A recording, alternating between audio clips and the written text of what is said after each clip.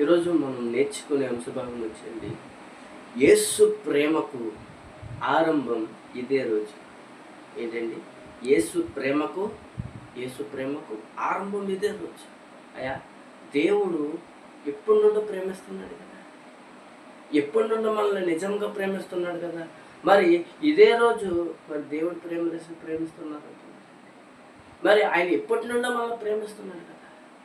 కానీ దేవుడు మనల్ని ఎలా ప్రేమిస్తున్నాడు, దేవుడు మనల్ని ఎటు రీతిగా ప్రేమిస్తున్నాడు, ఈరోజు మనం తెలుసుకోబోతున్నాం. అయ్యా, మట్ల ఆదివారం అంటే ఏమిటి? మట్ల ఆదివారం అంటే ఒక మట్ట పట్టుకుని తిరుగుతాం కదా, లేకపోతే మట్ల ఆదివారం అంటే హోసన్నా చేయమంటాం కాదు. అసలు మట్ల ఆదివారం అంటే దేవుడు ఒక మనిషిని, లేకపోతే దేవుడు తన కుమారుల్ని ఇటు రీతిగా చేరతీస్తున్నాడు. అయ్యా, పాపంలో కొట్టుకుపోతున్న మానవుణ్ణి, పాపంలో పడిపోతున్న మానవుణ్ణి దేవుడు ఇటు రీతిగా లేపుతున్నాడు. ప్రైజ్ ద లార్డ్, హల్లెలూయా. ఏంటండి, దేవుడు ఎలా లేపుతున్నాడు అని తెలుసుకోవడమే అది మాట్లాడాలి. మనం హోసన్నా చేయమని మనం ఏదికి వెళ్ళి చెప్పినా చెప్పకపోయినా మన హృదయానికి తెలవాలి, మన పరిశుద్ధాత్మకు తెలవాలి, మన ఆత్మకు తెలవాలి. ఏమో తెలుసండి, అయ్యా దేవుడు మనల్ని ఎటు రీతిగా ప్రేమిస్తున్నాడు, ఎలా ప్రేమిస్తున్నాడు, ఎట్టి కార్యములతో ప్రేమిస్తున్నాడు, ఎటువంటి ఉద్దేశంతో ప్రేమిస్తున్నాడు మనల్ని అనే ఒక చిన్న కార్యాన్ని మనం తెలుసుకోగలిగితే దేవుడు అంటున్నాడు, ఈరోజు నిన్ను ప్రేమిస్తున్నాడు. అయ్యా, యేసు ప్రేమకు ఆరంభం ఇదే రోజు. ఈ రోజు మొదలు పెట్టాడు దేవుడు. ఎలా ప్రేమించాడో తెలుసా అండి? మత్తయి సువార్త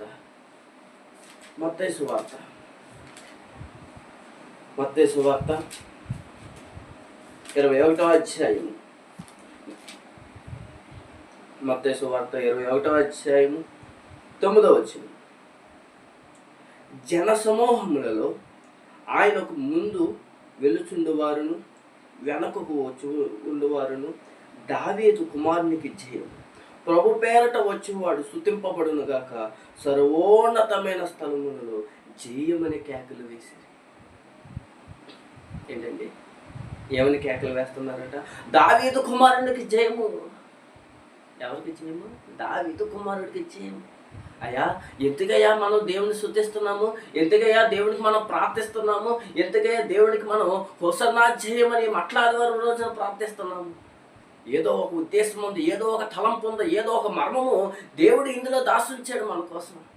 కానీ అది మనం తెలుసుకొని, అయ్యా నువ్వు నన్ను ఇటు రీతిగా ప్రేమిస్తున్నావని ఇంకా స్తుతించగలిగితే, ఇంకా ప్రార్థించగలిగితే నీ తండ్రి ఏమైపోతాడండి? అయ్యా, నా కుమారుడు చూడయ్యా, నా ప్రేమను అర్థం చేసుకుంటున్నాడు, ఏ కుమారుడు అంటాడు ఇలాగా అని నేను చేరదీడా అని మనం ఏం చేయాలి? ఇక్కడ తెలుసుకోవాలి. ప్రభు పేరట వచ్చేవాడు స్తుతింపబడును గాక. ఆయన ఎవరి పేరట వస్తున్నాడు? ప్రభు పేరట వస్తున్నాడు. వచ్చి మా పాపాలని తీసివేసేసి మమ్మల్ని ఏం చేస్తున్నాడు? ఆశీర్వదిస్తున్నాడు. పాపం అనే ఆ ముళ్ళుని విరిచి, మరణం అనే ఆ ముళ్ళుని విరిచి జీవ మార్గాన్ని కలగజేస్తున్నాడు. హల్లెలూయా, హల్లెలూయా. 2వ వచనం మత్తయి సువార్త 21వ అధ్యాయము 2వ వచనం. మీ ఎదుటనున్న గ్రామమునకు వెళ్ళగానే కట్టబడి ఉన్న ఒక గాడిదయు దానితో ఒక గాడిద పిల్లయు మీకు కనబడును. వీటిని విప్పి నా యొద్దకు తోలుకురండి. ఎవడైనను మీతో ఏమైనను అనిన ఎడల అవి ప్రభువుకు కావాల్సినవి అని చెప్పవలను. వెంటనే అతడు వాటిని తోలువేట్టనని మీతో వారిని. ఏంటండి, ఏమని వెళ్ళాలంటే, అయ్యా మీరు ఒక గ్రామానికి వెళ్ళండి, లేకపోతే ఒక పట్టణానికి వెళ్ళండి, లేకపోతే మీరు ఏం చేస్తారయ్యా అంటే ఒక ఊరే వెళ్ళండి. అక్కడ ఎవరున్నారయ్యా అంటే నా కుమారులు ఉన్నారు. హల్లెలూయా. అక్కడ ఒక గాడిది, మీ పిల్ల ఉంది. అవి ఏం చేస్తున్నాయి అంటే అక్కడ కట్టబడి ఉన్నాయి. మీరు ఏం చేయాలి అంటే ఇప్పుడు వరకు ఏ మనుషుడైనా వాటి మీద కూర్చో ఏం చేయలేదంటే, ఇప్పుడు వరకు ఏ మనుషుడు వాటి మీద కూర్చోలేదు. మీరు ఏం చేయాలంటే వాటిని ఉప్పి అది ప్రభు కావాలని మీరు తీసుకురండి. అయ్యా, ఇదేం విషయము? ఆయన ఏం చేయాలనుకుంటున్నాడు? గాడిద పిల్లని తీసుకురమ్మంటున్నాడు. అయితే ఏంటంటే ఇక్కడ దేవుడు చెబుతున్న విషయం ఏంటంటే, మనం కూడా ఎంతగానో ఆశీర్వదించబడుతున్నాం, మనం కూడా ఎంతగానో దీవించబడుతున్నాం. కానీ అనేకమైన పాపాల్లో పడిపోతున్నాం. ఏం చేస్తున్నామండి? అనేకమైన పాపాల్లో పడిపోతున్నాం. పాపం అనే ఆ ముళ్ళ దగ్గరికే కదా మనం వెళ్ళేది. తల్లిదండ్రులు పిల్లలు చెప్తూ ఉంటారయ్యా, నువ్వు ఆ మార్గంలోకి వెళ్తే ఎన్నో శోధనలు పొందుకుంటావు, నువ్వు ఆ మార్గంలోకి వెళ్తే ఎన్నో అపరాధంలోకి వెళ్తావని తల్లిదండ్రులు అనేక మార్లు చెప్తారు. కానీ తల్లిదండ్రులు మాటలు లెక్క పెట్టక కుమారులు ఏం చేస్తారు? ఆ మార్గంలోకి వెళ్తే అసలు ఎలా ఉన్నది? హల్లెలూయా. తప్పిపోయిన కుమారుడి కథ మనకు తెలుసు కదా. అయ్యా వద్దు, నువ్వు లోకంలో పడిపోతావు, నువ్వు లోకంలో నువ్వు కూలిపోతావు అంటే కుమారుడు విన్నాడా? వినలేదు. ఏం చేశాడు ఆయన? ఆయన ఏదో అయ్యా లోకం అంతా అందంగా కనపడద్ది. హవ్వమ్మకు కనపడలేదా? మరణము తేలేదా? అలాగే లోకము ఒక మానవుడికి ఎలా కనపడద్దయ్యా అంటే ఎంతో అందంగా కనపడద్ది. అయ్యా మంచిని కూడా విడిచిపెట్టి పాపం ఏం చేస్తుందంటే మనల్ని ఆకర్షిస్తుందండి. ఈరోజు దేవుడు అంటున్నాడు, నువ్వు వెళ్ళి ఆ గాడిద పిల్లని ఒప్పుకురా. ఎందుకు ఒప్పుకురమ్మంటున్నాడు? అయ్యా అది పాపములతో కట్టబడిపోయింది, ఆ పాపములతో అనే ఒక కంచెతో కట్టబడిపోయింది. నేనేం చేస్తానంటే ఆ పాపముతో కట్టబడి ఉన్నా ఆ పాపముతో కట్టబడి ఉన్న ఆ గాడిద పిల్లను నువ్వు తీసుకొస్తే నేనేం చేస్తానయ్యా అంటే నేను దాని మీదకి వెక్కి నేను యెరూషలేములోకి ప్రవేశిస్తాను. హల్లెలూయా. అయ్యా నువ్వు తీసుకొస్తున్నప్పుడు, నువ్వు వస్తున్నప్పుడు నీకెవరు అడ్డొస్తారయ్యా అంటే సాతానుడు అడ్డొచ్చేస్తాడు.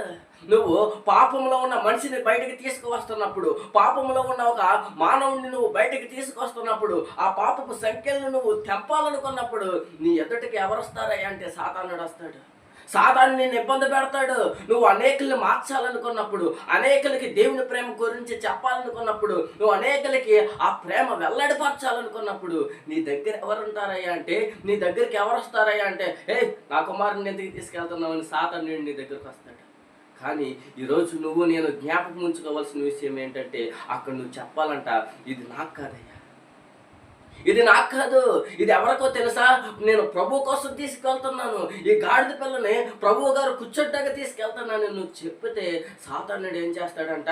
ఆ ఉప్పు మరి నీకు ఇస్తాడంట. ఎందుకంటే ఆయన యుగ యుగమును శాసించే రాజు, పరిపాలించే రాజు. ఆయన అటువంటి రాజుకి తెలియదా? హల్లెలూయా. మనం అనేక మార్లు చూస్తాం కదా. మనం ఫరో రాజ్యాన్ని చూసామంటే ఏంటండి, ఐగుప్తులో ఫరో రాజ్యాన్ని చూస్తాము. అక్కడ చూసినట్లయితే రాజుగారు దేని మీద తిరుగుతారు? హల్లెలూయా. రాజుగారు దేని మీద తిరుగుతారు? రథాల మీద తిరుగుతారు. మనం అనేక మంది రాజులను చూస్తాము. అంతవరకు ఎందుకు సౌలైనా దావీదైనా అనేక మంది రాజులు ఎట్ల మీద తిరిగారు? గుర్రాల మీద తిరిగారు కదా. వాళ్ళు గుర్రాల మీద ఎక్కి యుద్ధాలకైనా లేకపోతే ఎటువంటి రాజ్యాన్ని చూస్తాకైనా వాళ్ళు గుర్రాల మీదే వెళ్ళేవారు. కానీ దేవుడు ఏం చేశాడంటే, అయ్యా మరి దేవుడు కూడా రాజకుమారుడే కదా. ఆయన దేనికయ్యా రాజు అంటే మన ఆత్మకు, మన ఆత్మీయ పోరాటానికి, మన ఆత్మీయ శక్తికి, మన ఆత్మీయ బలానికి, మనలో ఉన్న ప్రతి విషయానికి ఆయన రాజు అయి ఉన్నాడు. Praise the lord. హల్లెలూయా. ఈరోజు నువ్వు ఆ విషయాన్ని తెలుసుకున్నట్లయితే, ఈరోజు నువ్వు ఆ విషయాన్ని జ్ఞాపకం ఉంచుకున్నట్లయితే, అయా సాతానుడు నా దగ్గరకు వస్తున్నాడు, నేను పాపము చేయకూడదు, దేవుని తలంపులతో బ్రతకాలి, దేవుని ఉద్దేశములతో బ్రతకాలి, దేవుని కార్యములతో బ్రతకాలనుకున్న ప్రతి క్షణము నిన్నేం చేస్తున్నాడంటే ఇబ్బంది పెట్టేస్తున్నాడు. హల్లెలూయా. ఆ క్షణం నువ్వు చెప్పాలంట, అయా ఈ ఆత్మ నాది కాదు, ఈ ఆత్మ నాది కాదు. నువ్వు కట్టేసి ఉంచాలనుకుంటున్నావే, ఈ ఆత్మ నాది కాదు, ఈ ఆత్మ ప్రభు గారి కోసం. హల్లెలూయా. ఈ ఆత్మ ప్రభు పేరట నేను ఉపయోగించుకోవాలి, ఈ ఆత్మను నేను ప్రభు పేరట ఉపయోగించుకొని అనేక మందిని మార్చగలగాలి. హల్లెలూయా. ఈ రోజు మట్లాదివారం రోజున మనం నేర్చుకోవాల్సిన ఒక చిన్న విషయం ఏంటయ్యా అంటే పాపం అనే సంఖ్యలను తెంపి, పాపంలో ఉన్న మనల్ని విడిపించి, పాపంలో ఉన్న మన జీవితాలను విడిపించి, పాపంలో ఉన్న ఆయన అనేక మందిని విడిపించి ఏం చేశాడయ్యా అంటే జీవ మార్గాన్ని కలగజేశాడు. కానీ మనం ఏం చేసామో తెలుసండి, అయ్యా ఆయన గాడిద పిల్ల మీద ఎక్కువ వస్తుండే. ఆయన గాడిద పిల్లని ఎందుకు ఎంచుకున్నాడు? అసలు ఆయన గాడిద పిల్లని ఎందుకు ఎంచుకున్నాడు? గాడిద అంటే ఎంతో నెమ్మదిగా ఉంటుందంట, ఎన్నో పని భారాలు మోస్తుంది, ఎంతో ఇబ్బంది పడుతుంది. అటువంటి గాడిద పిల్లని ఎంచుకున్నాడు. అయ్యా ఈరోజు మనం ఒక మనిషి దేన్ని పోల్చి ఉన్నాడు అంటే ఆ గాడిద పిల్లని పోలి ఉన్నాడు. ఆ గాడిద పిల్లతో సమానము. ఎందుకంటే మన జీవితంలో ఎన్నో కష్టాలు జరుగుతున్నాయి కదా. కుటుంబం అనే భారాన్ని, లేకపోతే ఎన్నో ఇబ్బందులు అనే భారాన్ని, అప్పుల భారాన్ని, లేకపోతే రోగం అనే భారాన్ని, లేకపోతే విద్య అనే భారాన్ని, లేకపోతే ఉద్యోగం అనే భారాన్ని మనం ఏం చేస్తున్నామయ్యా అంటే మన భుజాల మీద వేసుకుంటున్నాం. అదే రీతిగా గాడిద పిల్ల ఏం చేస్తుందంటే, ఒక గాడిద ఏం చేస్తుందంటే అనేకమైన మూటలను మోసుకెళ్తా ఉన్నది. వ్యాపారుల కోసమైనా, లేకపోతే చేతి పని వారి కోసమైనా, లేకపోతే ఎటువంటి పని వారి కోసమైనా ఈ గాడిద ఎంతగానో కష్టపడుతుంది కదా. దేవుడు అంటున్నాడు, నేను వాటిలో నుండి ఏం చేస్తాను, విడిపిస్తాను. ఓకే, మనం కష్టపడితే దేవుడు వద్దన్నాడు, కానీ మనం ఏం చేస్తున్నామంట, ఇంకో భారాన్ని ఎక్స్ట్రాగా మోసుకెళ్తున్నాం. మనం ఒక భారాన్ని ఎక్స్ట్రాగా మోసుకెళ్ళిపోతున్నాం. అదేం భారం అయ్యా అంటే పాపం అనే భారం. ఆ పాపం అనే భారాన్ని తీసుకెళ్ళిపోయి ఏం చేస్తున్నాము, ఇంట్లో పెట్టుకుంటున్నామండి. మనం ఎంతగానో ఇంట్లోనే పెట్టుకుంటున్నాం. అసలు ఆ భారం ఎందుకు మనకి? హల్లెలూయా. ఎందుకండి ఆ భారం? ఎందుకంటే ఆ పాపం మన ఇంట్లో ఏమో మన తలంపుల చేత వచ్చేస్తుందేమో ఆ పాపము, లేకపోతే మన ఉద్దేశముల చేత వచ్చేస్తుందేమో ఆ పాపము, లేకపోతే మన మాట చేత కానీ, మన నడక చేత కానీ, మన క్రియ చేత కానీ ఆ పాపాన్ని తెచ్చుకుంటున్నామేమో. దేవుడు అంటున్నాడు, నేను ఈ లోకమును జయించి ఉన్నాను కాబట్టి లోకంలో దేనిని చేత మీరు భయపడక్కర్లేదు. హల్లెలూయా. మీరు దేని చేత అయినా భయపడుతుండే, అయ్యా మేము ప్రభు పేరట చేస్తున్నాం కాబట్టి మాకు భయం లేదు అని నీ హృదయంలో నువ్వు అనుకోగలిగితే, నీ హృదయంలో నువ్వు ఉద్దేశించగలిగితే, నీ హృదయంలో నువ్వు అనుకోనగలిగితే ఆ పాపము నీ దరి చేరలేదు. దేవుడు అంటున్నాడు కదా, నువ్వు గాడిద పిల్లని తీసుకొస్తుండే నీకు అడ్డొచ్చేస్తాడయ్యా. నువ్వు పాపంలో నుండి, లేకపోతే నువ్వు అక్కడ దోషంలో నుండి, నువ్వు అక్కడ జరుగుతున్న శోధంలో నుండి నువ్వు ఆ గాడిద పిల్లని తీసుకొస్తుండే శోధకుడు నీకు అడ్డుగా వచ్చేస్తాడు. శోధకుడు మనకేమవుతాడంట, అడ్డుగా వచ్చేస్తాడు. అది నా గొర్రె పిల్ల, హల్లెలూయా, అది నా గాడిద పిల్ల, నువ్వు తీసుకెళ్ళకూడదు, నువ్వు దాన్ని ముట్టుకోకూడదు అంటాడంట. కానీ మనం ఏం చేయాలి? అయ్యా ఇది నా కోసం కాదు, ఈ జీవితం నా కోసం కాదు, నీ తలంపులు నా కోసం కాదు, నాది ఉద్దేశము నా కోసం కాదు, ఇది ప్రభు వారి కోసం. హల్లెలూయా. ఇది దేవుడి కోసం, ఇది దేవుడి చిత్తం కోసం. నా పేరటైతే నేను కాదయ్యా. పౌలు గారు ఒక మాట అంటారండి, అయ్యా నేను నా శరీర రీతిగా అయితే, నేను ఈ లోకపు రీతిగా అయితే, నాపోతే ఈ ఉద్దేశముల రీతిగా అయితే ఎప్పుడో మరణించేశాను. ఏమైపోయాడంటే ఆయన, ఎప్పుడో మరణించేశానయ్యా. కానీ నేను ఒక్క దాంట్లో బ్రతుకున్నాను. అది ఎవరిలో అయ్యా అంటే యేసుక్రీస్తు వారిలో బ్రతుకున్నాను. అది ఆయన సేవలో బ్రతుకున్నాను, ఆయన పరిచర్యలో బ్రతుకున్నాను, ఆయన మాటలో బ్రతుకున్నాను, ఆయన తలంపుల్లో బ్రతుకున్నాను. అందుకే అనేక మందిని నేను రక్షించుటకు, అనేక మందిని పాపపు బంధువుల నుండి తెంచివేయబడుటకు, అనేక మందిని పాపముల నుండి వారిని రక్షించి యేసుక్రీస్తు వారి మార్గంలో నడిపించుటకు నేను ప్రయాసపడుతున్నాను. ఆయన ఏం చేస్తున్నాడంట, ప్రయాసపడుతున్నాడంట. ప్రయాసపడు భారం మోసుకెళ్ళు ప్రజలారా నా యొద్దకు రండి అంటున్నాడు కదా ఆయన. నేను అందుకే అనేక మంది ప్రయాసపడుతున్నారు. దేని చేత ప్రయాసపడుతున్నారంటే పాపం అనే బాధ. ఎంతగా పాపం చేస్తే, ఎంతగా దోషాలు మనం చేస్తే, ఎంతగా చెడు క్రియలు మనలో మనం పెరిగితే మనం ఎంతగా చెడిపోతున్నాం. ఈరోజు దేవుడు ఒక మాట అంటున్నాడు, అయ్యా నువ్వు పాపంలో పడిపోతున్నావు, జ్ఞాపకం చేసుకో. నేను నిన్ను ఎంతగా ప్రేమిస్తున్నాను, నేను నిన్ను ఎంతగా ఇష్టపడుతున్నాను, నువ్వు ఆ విషయాన్ని తెలుసుకుంటలేదు. హల్లెలూయా. అయ్యా ఆయన నువ్వు వస్తుండే ఏమని స్తుతిస్తున్నారంట, ఆయన వస్తుండే ఏమని స్తుతిస్తున్నారంటే ఇశ్రాయేలు, హోసన్నా అజయము, హోసన్నా అజయము, మా జీవితంలో రక్షించేవాడు వస్తున్నాడు, మా జీవితంలో బాగు చేసేవాడు వస్తున్నాడు అంటున్నారంట. మరి అలా రక్షించేవాడు ఆయనని తెలుసుకున్నారు కదా, ఆయన రక్షించేవాడని తెలుసుకున్నారు కదా, ఆయన నిత్య జీవాన్ని కలగజేసేవాడని తెలుసుకున్నారు కదా.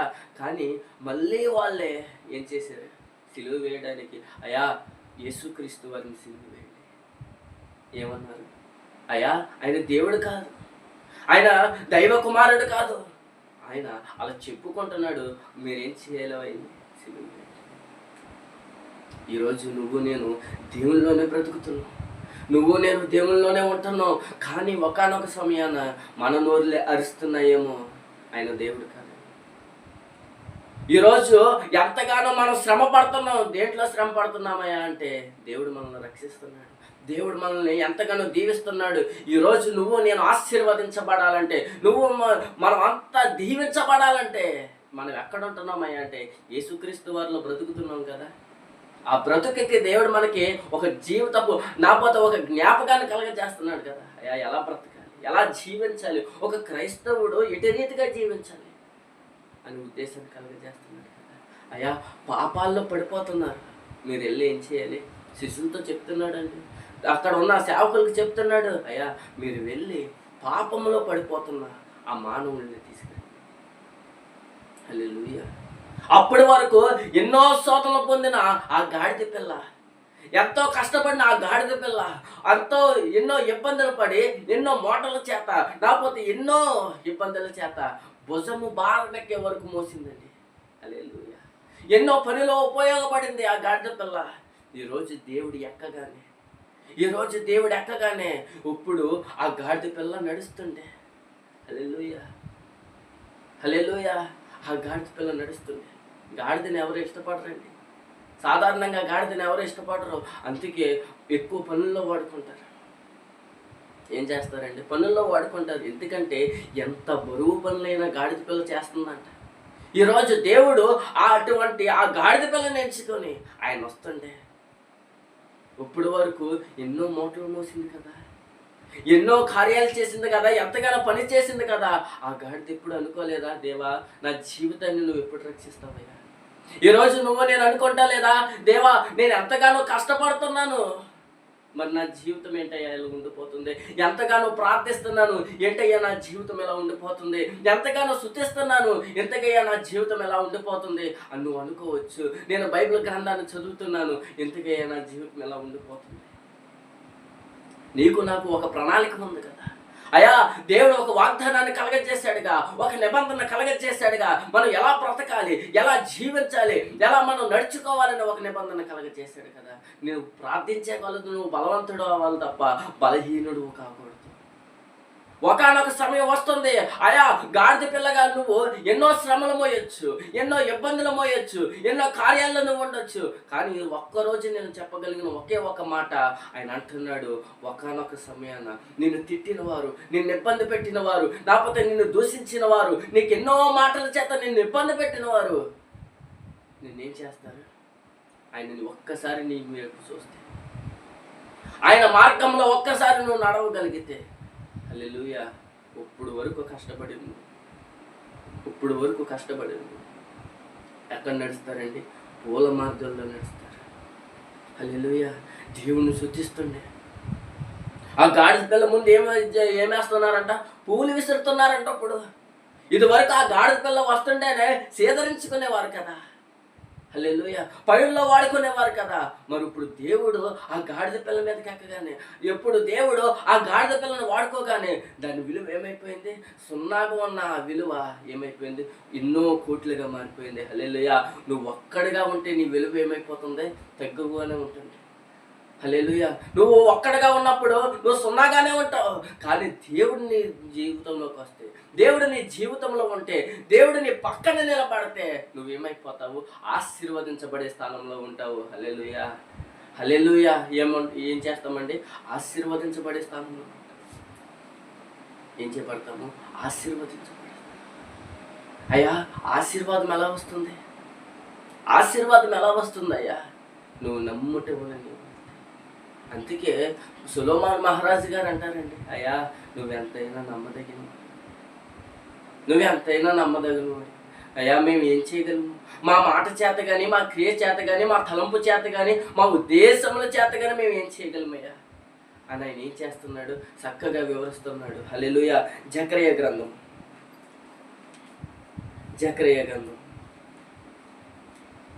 9వ అధ్యాయం 9వ వచనం.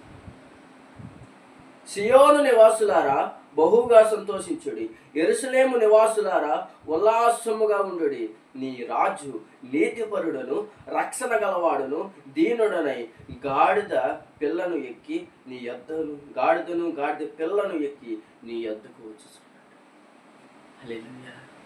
హల్లెలూయా. మన రాజు ఎవరండి? నీతిపరుడు. మన రాజు నీతిపరుడు. అయ్యా, నువ్వు కొంతమంది రాజుల దగ్గరికి వెళ్తే, లేకపోతే కొంతమంది నీ మీద కన్నా పేరున్న వారి దగ్గరికి వెళ్తే నువ్వు వారిని ఏం చేయాలో తెలుసా? రాజాతి రాజా, హల్లెలూయా, సూరాతి సూర అని నువ్వు ఎన్నో పొగడాలి. నాకు నీ నోటి నుండి పొగడత రాకపోతే, నీ నోటి నుండి ఆ మాట రాకపోతే, అయ్యా మేము దేనికి పనికిరాము. హల్లెలూయా. నువ్వు అనకపోతే, వారి ముందు నిన్ను నువ్వు తగ్గించుకొని వారిని బతిమాలకపోతే వాళ్ళు ఏం చేయరు? ఒప్పుకోరు. కానీ మన దేవుడు ఎవరంటే, హల్లెలూయా, మన దేవుడు ఎవరు? దీన మనసు.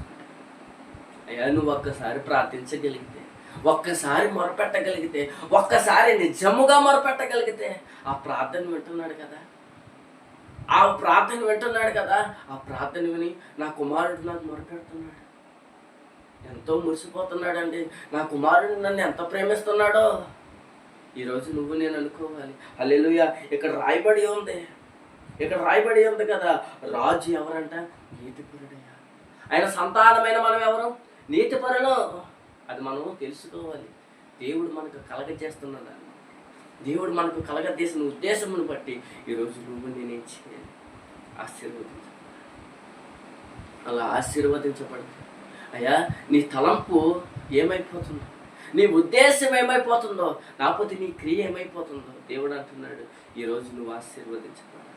నువ్వు ఆశీర్వదించబడాలంటే నీ పాపపు సంఖ్యలు తెంచివేయబడాలి.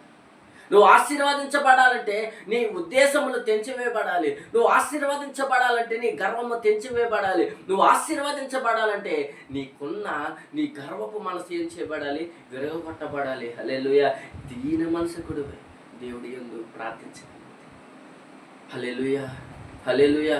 దావీదు రాసిన కీర్తనలో ఒక్క మాట నాకు బాగా ఇష్టమండి. అయ్యా విరిగి నలిగిన మనసు వారు, విరిగి నలిగిన ఆ మనస్సు దేవునికి మొరపెట్టగలిగితే, అదేంటి సార్ విరిగి నలిగిన మనసు అంటే ఎలాంటిదంటే, అప్పటి వరకు కష్టపడి శోధనలో పడిపోయారు వాళ్ళు ఇంకా దేనికి పనికిరారు. హల్లెలూయా. అయ్యా ఎంతగానో ప్రార్థిస్తున్నాను, ఎంతగానో మొరపెడుతున్నాను, నా జీవితంలో ఏమీ లేదు, నా జీవితంలో ఎటువంటి ఉపయోగం లేదు, నేను ఎంతగానో నీ కోసం మొరపెడుతున్నాను, నా తలంపుల కోసం, నా ఉద్దేశముల కోసం. ఈరోజు వాళ్ళు మొరపెడుతున్న మొరను బట్టి హృదయం మీద చేసుకుని నిజంగా చెప్పాలంటే ఎంతగానో ఏడ్చేవాళ్ళు లేరా జీవితాల కోసం? ఎంతగానో మొరపెట్టేవాళ్ళు లేరా? ఉదయాన్నే లేచి దేవుడి పాదాలను తాకేవారు లేరా?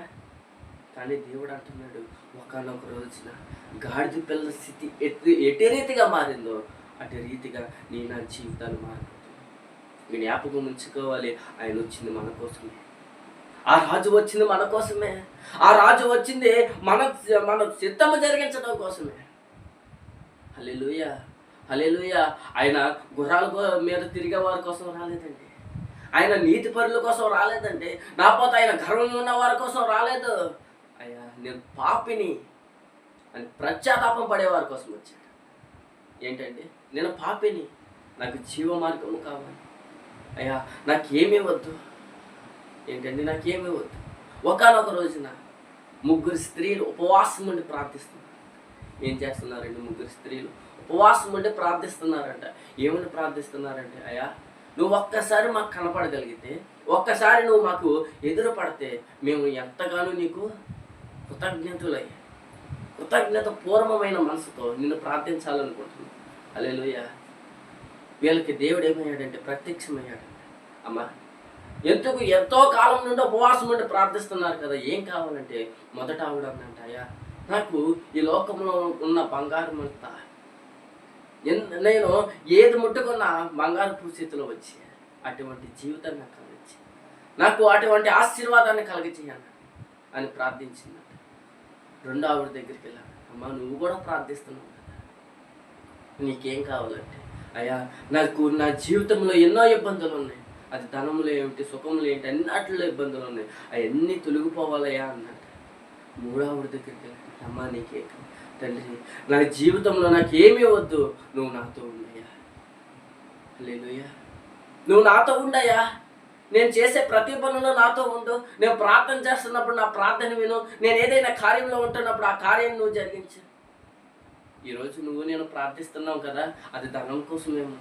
జాగ్రత్త సుమి.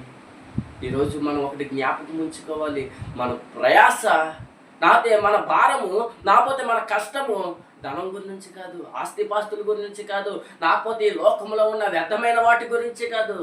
నా ప్రయాస ఏంటంటే అనేకమైన ఆత్మను రక్షించి జీవ మార్గంలో నడిపించి పరలోక రాజ్యంలోకి వెళ్ళి ఆయన తండ్రి సింహాసనం ఎదుట మనం అంతా ఏం చేయాలంటే స్తుతిగానములతో ఆయన్ని స్తుతించాలి. హల్లెలూయా. లోకంలో ఎంతో వ్యర్థమైన జీవితాన్ని బ్రతుకుతున్నాం మేము, ఈ లోకంలో ఎంతో వ్యర్థమైన జీవితాన్ని మనం భరిస్తున్నాం. దేవుడు అంటున్నాడు కదా, దేవుడు అంటున్నాడు కదా, ఈరోజు మనం ఏం చేయాలయ్యా అంటే ఈరోజు మనం ఏం చేయాలయ్యా అంటే దేవుణ్ణి స్తుతించే వారిలాగా ఉండాలి. మనం ఒకటి జ్ఞాపకం ఉంచుకోవాలి ఎప్పుడైనా, అయ్యా ఆయన నిజముగా నమ్మదగినవాడు, ఆయన నిజముగా నమ్మదగినవాడు కాబట్టే కదా పరలోక రాజ్యముని వేడి ఏం చేశాడండి? మనం పాపులమై ఉండగానే, హల్లెలూయా, మనం పాపులమై ఉండగానే ఆయన చనిపోయాడు. ఆయన ఏమైపోయాడు? చనిపోయాడు. నువ్వు నేను అర్థం చేసుకోవాలి ఆ దేవుణ్ణి. అయ్యా, నువ్వు కలువరిగిరిలో కాచిన ప్రతి రక్తపు బిందువు నా కోసమే కదా. నువ్వు ఒక్కసారి నన్ను జ్ఞాపకం చేసుకోవాలి. నువ్వు నేను రక్షించబడాలంటే, నువ్వు అనేక మందిని మార్చగలగాలంటే దేవుడు ఎటువంటి వాడో తెలుసుకోవాలి, ఆయన ప్రేమ ఏంటో తెలుసుకోవాలి, ఆయన ఎటువంటి కార్యములు చేస్తున్నాడో తెలుసుకోవాలి. ఒక్కసారి నువ్వు నేను ఒక దేవునిలో ఉండగలిగితే, ఆయన పనిలో మనం వాడబడితే, ఆయన అంటున్నాడు నువ్వు ఎన్నో రక్షణ కార్యాలు చూస్తావు. హల్లెలూయా, ఎన్నో రక్షణ కార్యాలు చూస్తావు. అలా చూడాలంటే, అలా ఆశీర్వదించబడాలంటే మనం ముందుగా దేవుడి దగ్గర మనం ఏం చేయాలంటే దీన మనసుకులే ఒప్పుకోవాలి, పశ్చాత్తాపపడాలి, ప్రతి దినము పశ్చాత్తాపపడాలి. అయ్యా నేను పాపిని, పాపపు జీవితాన్ని జీవిస్తున్నానయ్యా. నేను అలా ఎలా జీవించగలమంటే, ఒక మనిషి పాపని ఒప్పుకుంటున్నాడంటే, నేను పాపిని అని ఒప్పుకుంటున్నాడంటే అతడు ఆశీర్వదించబడుతున్నాడని అర్థం. హల్లెలూయా. బైబిల్ గ్రంథంలో ఒక మాట రాసి ఉన్నది, అయ్యా ఒకడు తాను తగ్గించుకుంటే అతడు ఏం చేయబడతాడు? హెచ్చింపబడతాడు. అదే రీతిగా ఒకడు తాను హెచ్చించుకుంటే ఏదో ఒక దినమున తగ్గించబడతాడు. హల్లెలూయా. మనం అర్థం చేసుకోవాలి. ఈ మట్లాదివారం రోజున మనం అర్థం చేసుకోవాలి, దేవుడి ప్రేమను అర్థం చేసుకోవాలి. ఆయన మన కోసమే కదా వచ్చింది, మన జీవితాల కోసమే కదా వచ్చింది. ఈరోజు దేవుడి ప్రేమని ఎట్టి రీతిగా అర్థం చేసుకోవాలంటే, దేవా నేను పాపిని, ఇటువంటి పాపి కోసం నువ్వేం కలగజేసావు? ఆశీర్వాదాన్ని కలగజేసావు. అయ్యా నేను పాపపు జీవితాన్ని జీవిస్తుండే, నేను పాపపు జీవితంలో నేను ఉండి శ్రమలు పడుతుండే, నీ దైవ సేవకులను పంపి, నాపోతే నీ సేవకులను పంపి, నీ పరిచర్యకులను పంపి, నా సువార్థికులను పంపి, నా జీవితాన్ని విడిపించి నాకు సువార్తను బోధించి నీ ప్రేమేంటో ఆ విలువేంటో నాకు తెలియజేసి నువ్వు నన్ను రక్షించవు కదా. ఈరోజు మనం జ్ఞాపకం ఉంచుకోవాల్సిన విషయం ఏంటంటే, దేవుడి మార్గంలో నడవగలిగితే, ఆయన మార్గంలో ఉండగలిగితే, ఆయన మార్గంలో జీవించగలిగితే, ఈరోజు ముళ్ళ బాటలో నడుస్తున్న మన జీవితము సరళమైన మార్గంలో నడుస్తబడుతుంది. ఈరోజు నువ్వే నడుస్తున్నావు ఆ ముళ్ళ బాటలో, ఎంతో కష్టముగా ఉంది. కానీ నువ్వు దేవునికి నీ మార్గాన్ని అప్పగించగలిగితే ఆ ముళ్ళ బాటలో నుండి తన చెయ్యి అందించి సరళమైన మార్గంలో నిన్ను అక్కడ ఉంచుతాడు. ఆ మార్గంలో ఎన్నో పూల బాటలు, ఎన్నో ఉత్సాహగానాలు, దేవుని స్తుతించడం, దేవుని ఆరాధించడం అన్నీ ఉంటాయండి. హల్లెలూయా. మనిషికి ఏది వ్యర్థమో దాన్ని పట్టించుకోకూడదు. దేవుని దగ్గర ఉంటాయి, దేవుని దగ్గర మనం ఉండాలంటే, దేవునికి మనం ఉపయోగపడాలంటే ఒక మనిషికి ఏది అవసరమో అది మనం సాధించాలి. హల్లెలూయా. స్తుతించడం నేర్చుకోవాలి, ఆరాధించడం నేర్చుకోవాలి, వాక్యం ధ్యానించడం నేర్చుకోవాలి. మనం ఒక రాత్రంతా దేవునికి ప్రార్థించడం నేర్చుకోవాలి. ఆ భారం మన హృదయాల్లో ఉండాలి. హల్లెలూయా. హోలీ నైట్ ప్రేయర్లు అంటారు, అవునండి. కానీ ఆ ప్రేయర్లో ప్రార్థన ఎక్కువ ఉండాలి. ఆ ప్రార్థన చేయగలిగితే, రగిలించే ప్రార్థన చేయగలిగితే, ఆ ప్రార్థన పోరాటాన్ని మనం పోరాడగలిగితే, ప్రార్థన అంటే అది ఒక చిన్న ఆయుధం కాదు, ఒక క్రైస్తవుడి జీవితం మార్చగలిగే ఒక శక్తి అది. అది జ్ఞాపకం ఉంచుకోవాలి. ఈరోజు ఈ ఆదివారం రోజు, ఈ పునరుద్ధానం రోజున నేను చెప్పగలిగే ఒకే ఒక మాట, ప్రతి ఒక్క క్రైస్తవుడి జీవితము రక్షింపబడుతుందంటే, ప్రతి ఒక్క క్రైస్తవుడి జీవితము దీవించబడుతుందంటే, ప్రతి ఒక్క క్రైస్తవుడి జీవితము సిగరించబడుతుందంటే అది ప్రార్థన వల్లనే. హల్లెలూయా. ఆ ప్రార్థనే మనల్ని నడిపిస్తుంది, ఆ ప్రార్థనే మనకి జీవితాన్ని కలగజేస్తుంది. మన నోటి నుండి, మన కంఠాభూషణం నుండి వస్తున్న ప్రతి మాట మనల్ని జీవింపజేస్తుందండి. ఆ ప్రార్థన తేలికైనది కాదు, ఆ ప్రార్థనలో మనం మండించబడాలి. దానియేలు యెరూషలేము దేవాలయం తట్టు చేతులెత్తి ప్రార్థించాడట, దేవా ఏది జరిగినా నీదే, నేను రాజ్య నిబంధనను నేనేం చేశాను? వ్యతిరేకరించి నేను దానికి వ్యతిరేకంగా నేను ఏం చేశాను? నిన్ను ప్రార్థిస్తున్నానయ్యా, నా జీవితం ఏమైపోయినా పర్వాలే. హల్లెలూయా. అయ్యా, ఈరోజు జ్ఞాపకం ఉంచుకోవాలి, నేను ప్రార్థిస్తున్న దేవుడు సర్వసిద్ధుడు. ఆయన సింహాల బోన్లో పాడేసిన ఆ సింహాలను ఎందుకు సీల్ చేయలేదు? ఆ సింహాలు ఎందుకు ఆయన చంపేలేదు అంటే ఆయన ఎటువంటి వాడు? ఉదమ సింహమై ఉన్నాడు. శ్రమల్లో మనం ఆయనకు మొరపెట్టగలిగితే, మనకు బాధ కలుగుతుందో ఓకే, మనకు ఇబ్బంది కలుగుతుందో ఓకే, ఆ ఇబ్బందిలో నువ్వు దేవుని స్తుతిస్తున్నావా? జ్ఞాపకం ఉంచుకోవాలి, ప్రార్థన అంటే అది సామాన్యమైనది. హల్లెలూయా, హల్లెలూయా. ఈ ప్రార్థనకు నీ జీవితాలను మార్చగలుగుతుంది. ఈ ప్రార్థన సువార్త జరిగించగలుగుదు. ఈ ప్రార్థన పడిపోయిన కోటలను సైతం కట్టించగలదు. హల్లెలూయా. పడిపోయిన జీవితాలని కట్టించగలదు. ఈ ప్రార్థన పడిపోయిన నా జీవితాలను ఏం చేస్తుంది? ఆశీర్వాదకరముగా మారుస్తుంది. హల్లెలూయా. అయ్యా, ఈరోజు మనం నేర్చుకోవాల్సిన విషయం ఏంటయ్యా అంటే యేసు ప్రేమకు ఆరంభం ఇదే. యేసు ప్రేమకు ఆరంభం ఇదే. ఏంటయ్యా అంటే ఈరోజు నా పాపాన్ని తీసివేసాడు. నా పాపాన్ని తీసివేసేసాడు. అదే ఈరోజు ఆరంభం. ముందు మన పాపాలను తీసివేసాడండి మనల్ని ప్రేమించడానికి. అయ్యా, మనకి ఏదైనా మచ్చ అంటుకుంటే, లేకపోతే మనకి ఏదైనా అంటుకుంటే తల్లిదండ్రులు ఏంటయ్యేది? హల్లెలూయా, కంగారు పడతారా పడరా? లేకపోతే ఏదైనా మనకి కాలింది, లేకపోతే ఏదైనా దెబ్బ తగిలింది, తల్లిదండ్రులు బాధపడతారా లేదా? అదే రీతిగా నీకు ఏదైనా పాపం అనే మచ్చ, పాపం అనే ఒక కీడు నీకు ఏదైనా అంటుకుంటే పరలోకపు తండ్రి బాధపడుతున్నాడు. హల్లెలూయా. అందుకే ఆయన ముందు రాగానే ఆయన ఏం చేస్తున్నాడు అంటే మనం రక్షింపగలగానే, మనము సువార్తలో ఉండగానే, మనం రక్షింపబడి దేవుడి ఎదుట మన పాపాలను ఒప్పుకోగలగానే ఆయన మొదట చేసే పని ఏంటయ్యా అంటే పాపపు బంధుల్ని, పాపపు సంఖ్యల్ని తెంచివేసేస్తున్నాడు. ఆ విషయాన్ని జ్ఞాపకం ఉంచుకోవాలి మన జీవితంలో. దేవుడు మనల్ని ఎటు రీతిగా ఆశీర్వదిస్తున్నాడు, దేవుడు ఎటు రీతిగా మనల్ని ఆశీర్వదించి మనల్ని నడిపిస్తున్నాడు. హల్లెలూయా. మట్లాదివారం అంటే మనం హోసన్నా చేయమని తిరుగుతాం కాదు. ఈరోజు నీ హృదయంలో నిజంగా నాటి నిజంగా జ్ఞాపకం ఉంచుకోవాలి. పాపమని ఒక పాపపు సంఖ్యల చేత నేను దేవుణ్ణి సిలివేస్తున్నానేమో, దేవా నన్ను క్షమించు. హల్లెలూయా. ఈరోజు ఆయన నీ యొద్దకు వస్తున్నాడు. ఆయన నీ యొద్దకు వస్తున్నాడు. నువ్వు జ్ఞాపకం ఉంచుకోవాలి.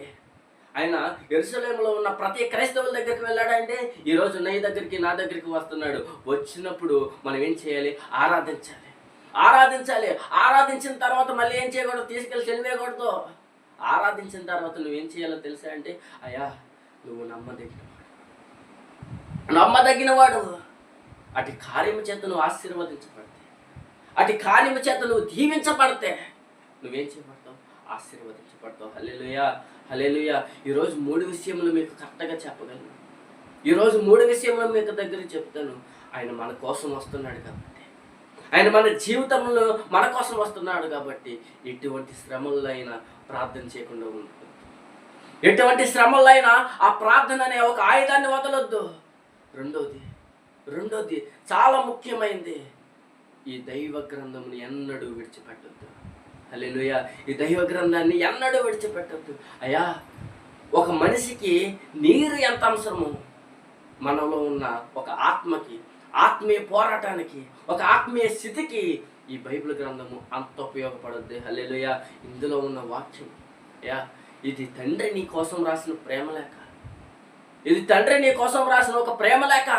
ఇందులో నిన్ను ఎట్టి రీతిగా ప్రేమిస్తున్నాడు, ఎటు రీతిగా నిన్ను ఆశీర్వదిస్తున్నాడు, ఎటు రీతిగా నిన్ను దీవిస్తున్నాడో రాయబడి ఉంది కదా, మర్చిపోవద్దు. హల్లెలూయా. 3వదిగా వచ్చి స్తుతించడం. ఈ స్తుతి దావీదు స్థితిని మార్చేసింది. ఈ స్తుతి యేసేపు స్థితిని మార్చేసింది. ఈ స్తుతి అబ్రహాము సంతానాన్ని విస్తరింపచేసింది.